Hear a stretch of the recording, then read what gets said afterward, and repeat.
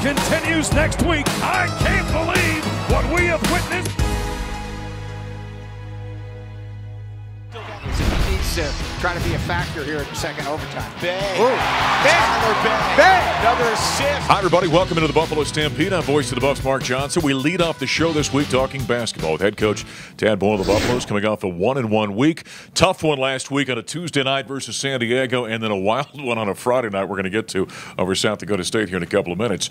Let's quickly jump back to that San Diego ball game. I know that was disappointing for you guys, coming off a loss against potentially a Final Four team in Xavier on the road a few days earlier, but to come home and lay an egg like that, it was disappointing. Yeah, it was. And look, our guys tried. It wasn't a lack of effort against San Diego. It was just the fact that we could not buy a basket. It was one of those nights where we could not throw it in the ocean from the beach. And shot 25%, which I found out later was a 38-year, Coors Event Center record since this building opened in 1979, where we were just could not make a basket. And we had some good looks, but the disappointing thing is we didn't guard well enough. We didn't rebound well enough against San Diego to overcome that. And, I told our team, we've got to figure out a way on nights like that to win a game. It might be ugly, but we weren't able to do that. Our mentality, our toughness, those are the things that, get exposed in games like that. Ted, I think I said to you on the radio post-game, you could kind of see early Buffs came out of that with good energy, had a couple of wide-open looks, maybe 4 or 5 wide-open looks, didn't drop. And for a young team, you can kind of almost see the body language. No question. Heads go down, shoulders go down, and again, instead of just going down to the other end. And also, we started pressing. We did a good job in the second half. We got to the foul line. We were in the bonus, in the second half with 12 minutes to go, and we're 28 for 34 from the foul line. I mean, we scored enough points. Even as bad as our offense was, as anemic as it was, we still scored enough to win that night. But we just don't mentally, and when I talk about toughness, I'm not talking about physical toughness. Right. I'm talking about mental toughness, which you need to, tap into on nights like that.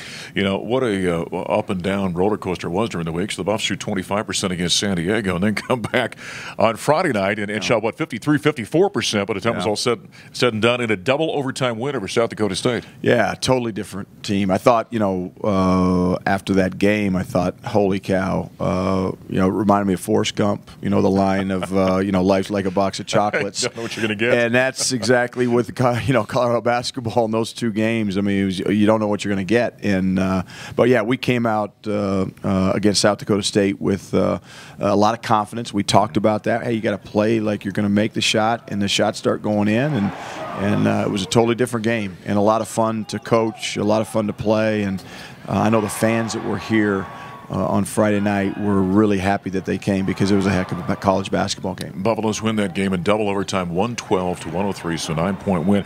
Nearly got away from that first overtime. Down 6 at one point. Things were a little bit tenuous there. It was, and again, that's what I'm talking about with mental toughness that I like that we showed against South Dakota State. We dropped down 6 against South Dakota State in that first overtime, but we don't get our heads down. We don't feel sorry for ourselves. We come down, we get 3 stops in a row. We convert those stops into buckets and send into the second overtime, and where we win. So that's the stuff I'm talking about. And again, this team is young.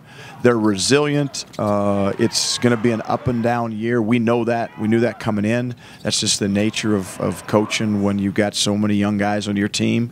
But I want to see progress, and I think we've shown that in certain areas. We just need to show it when the chips are down. We did that against South Dakota State. 2 young guys I thought really showed something in that game, with Mike Daum, the potential NBA first-round draft pick for the Jackrabbits out there. He had 30-some-odd points, so he had a very good game. But you called upon Tyler Bay and Lazar Nikolic, about 6'7", to defend him. And I thought both young guys really showed something. Did a great job. I mean, Lazar's become one of those we call him a Swiss Army knife. He does a little bit of everything for us, both offensively and defensively. He can guard multiple positions. Did a good job on Dom, even though he fouled out. And then Tyler Bay down the stretch, he was terrific defensively. He's, again, a guy that can guard multiple positions. And, of course, McKinley Wright made some big-time plays down the stretch as well. So, yeah, 3 freshmen really came up big in that South Dakota State game. And I think Deshaun Schwartz is playing well. We've got a lot of contributions coming from those young guys. McKinley Wright, by the way, came 1 rebound shy of having a triple-double. Real quick before we let you go and move on here in the program, you got your last non-conference game. Neutral site game, kind of. Sioux Falls, South Dakota, the Pentagon against Iowa on Friday. Yeah, it's going to be a big game. It's neutral site in name only because it's going to be 95%, if not 98% Iowa fans. So we got a again, tough road environment. We'll be ready to go. We're going to have to defend, rebound, because they are a big, long, athletic team. We'll be undersized, but it's going to be a fun challenge. Yeah, a typical Big Ten conference team is about to take on the Iowa Hawkeyes on Friday in Sioux Falls. As we take a time out here in the Buffalo Stampede, when we come back, you think it's just classes and competing. There's much more to the day in the life of a Colorado athlete. We'll tell you about that next.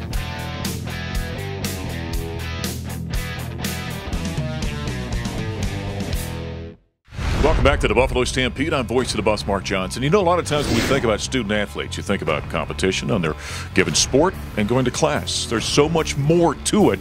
In fact, we had a chance to follow around senior golfer Brittany Fan, a day in the life of a Colorado student athlete. Hi guys, I'm Brittany Fan. I'm on the women's golf team. This is how I start my day. Right now we had 7 a.m. workouts with our trainers, and they definitely worked us hard. So typically for golfers, what we do is we practice in the afternoon, which means that we have to work out in the morning because we don't have that much time. So we don't really get to sleep in that much, but I mean, it's nice coming here to work out with trainers who are always pushing us and they're always awake, and that kind of motivates us. Right after the workout, what's really nice is that in Coors or in the Champion Center, they have fueling stations for us. So basically, I'm going to grab a smoothie and some food and then head off to class.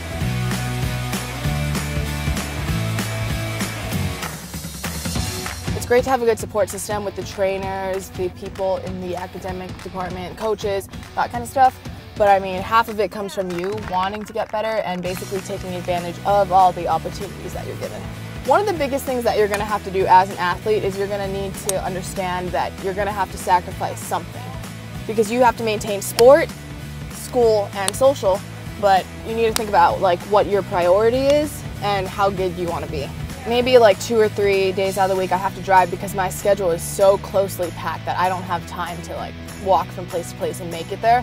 A lot of my friends who are not athletes, they try to understand, and they kind of had this perception that, you know, student athletes get all these cool perks and they wish that like they could get those perks. But I don't think they fully understand the commitment and all the hard work that we actually have to put in. When we wear anything Colorado, we're representing not only ourselves, but our team, our school, our coaches, basically everyone that works with us.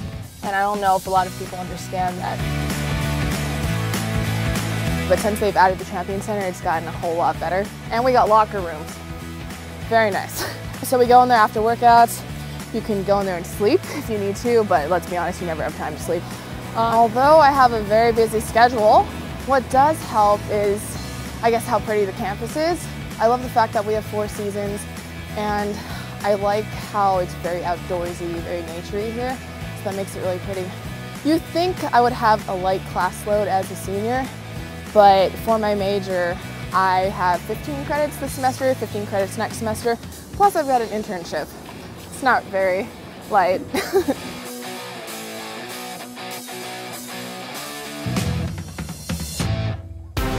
So this morning we got workouts done, we got eating breakfast done, walked to class, now I'm about to go into my class and basically be a student. And then after this I've got a meeting with my academic advisor. All right, so I just finished my class and right now I'm about to meet with Mindy, who's my academic advisor.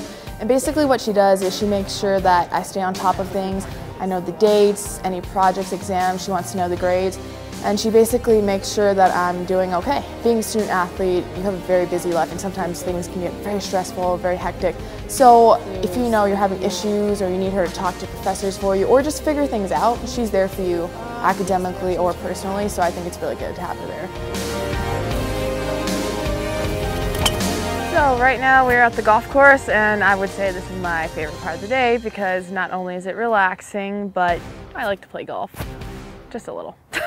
I mean, you do get tired, but you kind of just have to pull through and if you're out here practicing and your competition is not, that's one step further for you. The nice thing about the golf team is that I think we have about 6 to 8 different courses that we can go to, and then we also have an indoor facility out at Colorado National and then one at Gate 10 in the stadium. We've got a simulator in there, we've got a TrackMan and an indoor putting green. So when I signed to come to Colorado, I knew that I would be representing a really good school. So I think they give us so much that in return, not only from passion, but I think that you need to be putting in your best effort so that you can perform at your best level. So I'm going to be out here practicing for a few hours, but then after this I'm meeting with my group at 5 to work on a project, and then I have class from 6 to 8:30, and then I can finally go home and relax and probably do homework. Well, you can see there's much more to a student-athlete's life than just going to class and competing, but I guess all things considered, as busy as it is, it's not a bad way to wrap up a day playing a round of golf. Coming up next here on the Buffalo Stampede, we're going to continue wrapping up 2017, and we'll do so with Colorado Buffaloes football.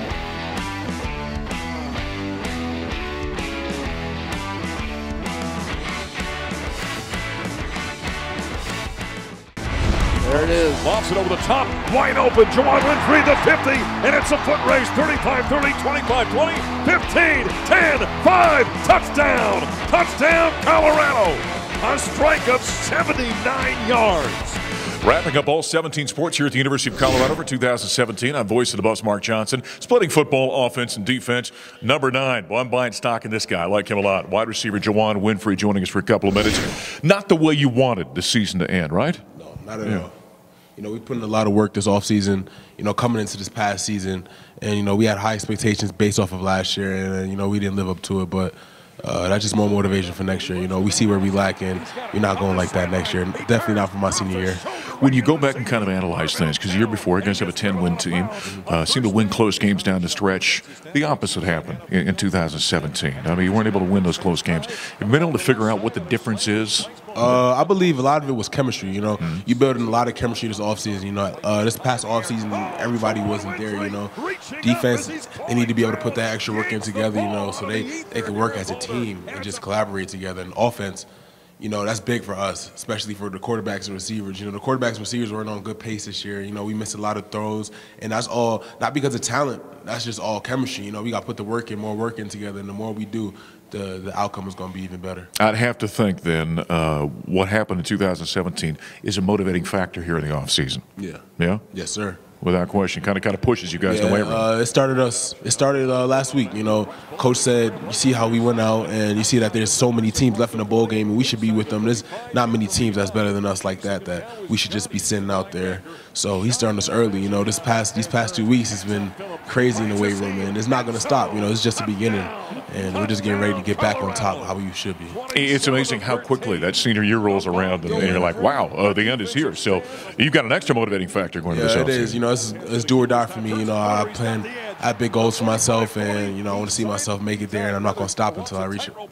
Is there, I think, during this offseason then, a lot of work that happens with you? You talk about timing, right? Talk about chemistry, making sure that you and LaVisca and the other guys that are returning receiving corps have a good relationship with Steven Montez in the field. Yes, sir. Yeah? You know, that started already, you know, starting last week, and earlier this week, we've already been out there catching balls. You know, we're not running routes yet, but all the receivers are out there, and at least 3 quarterbacks are out there, and we're already throwing. You know, and that's just the start. That's all we need. When more people go out, more people are going to follow, and that's just the start of it. As a leader on this team, how can you then maybe make an impact on the defense and make sure those guys are pulling their way too? On the defense, we just got to encourage them because it wasn't all on the offense this year. You know, it was 50-50. The defense did what they did, the offense did what they did, to see what we lacked. So we're just going to push them because they know that we have to score a lot of points this season, and that's our goal, to get back on offense to the high pace that we were on last year. So, you know, defense, we're just going to push them every day to be great, because if not, we're just going to keep scoring on them. We're talking football right now. The defensive side, safety Evan Worthington joining us. He was an honorable mention All Pac-12 selection. All right, Buffs coming off a 5-7 season. No bowl game, not meeting expectations. What's kind of the taste in your mouth right now? You know, the whole team's pretty sick right now. Everybody's just waiting for next season is so far away, but you know, that just means we have all this time for improvement in ourselves, in the weight room, on the field, and all that. So right now we're just working on that. You know, it really doesn't give you much time afterward, does it? I mean, because you automatically, if there's no bowl game, you guys are jumping right back into it, and it's already focusing on the year ahead. Oh yeah, we're definitely focusing on that right now. You know, it's been like a boot camp for us. Everything's like 10 times more serious. And, you know, that's just how it is right now. That's what we're working on. When you go back and you think about this defense in 2016 and what was missing in 2017, as you analyze this, as I'm sure you guys do, what do you think was the difference? I think the difference was experience. You know, we lost a lot of players from 2016 and had a lot of new guys, including me, in this 2017 team. So, you know, it's going to be good for us next season, having more experience on that defense. You know, you made a lot of plays for the Buffaloes in 2017. When I say honorable mention all Pac-12, after sitting out a year and coming back, that's an awful nice honor for you, isn't it? Oh, yeah, it definitely is, for sure. Do you look at now 2018 as being a season which you got to step up from a leadership standpoint in this team? Oh, yeah, for sure. I definitely do because, you know, this is my last season here, so I just got to give it all I got now. Were you surprised when Isaiah Oliver declared for the NFL draft? Oh, yeah, I was definitely surprised, but, you know, it's good for him. He has to do what he has to do, and, yeah, that's good for him. How do you think you can improve in 2018? You know, I got to get better with my eyes on the field, you know, and I just got to get stronger, faster, all that. You know, I think when you kind of compare 16 and 17 a little bit, the Buffs were able to make plays down the stretch in 16 to win some ball games. Maybe those plays weren't made. How do you prepare for kind of making those moments or having impact moments in 2018? You know, it's just practice. We gotta practice harder than we did last season, and it just comes down to that. Like the Folsom fast periods we be having, we just got to go harder in every period that we have. You know, so many times you can't predict chemistry on a team. As you look at the guys that are coming back next season, do you kind of like the feel of the personalities involved? Oh, yeah, definitely. We all like each other on the team. We're all feeling great right now in the weight room, so, yeah, we're feeling good. All right, we're going to see big things from this guy, I think, in 2018. Safety Evan Worthington for the Colorado Buffaloes as we wrap up football on the defensive side.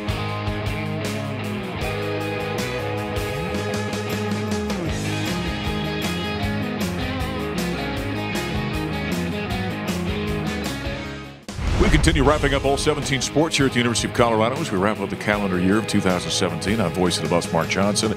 We're here in the coolest office, by the way, in the athletic department. Look at it still behind us here.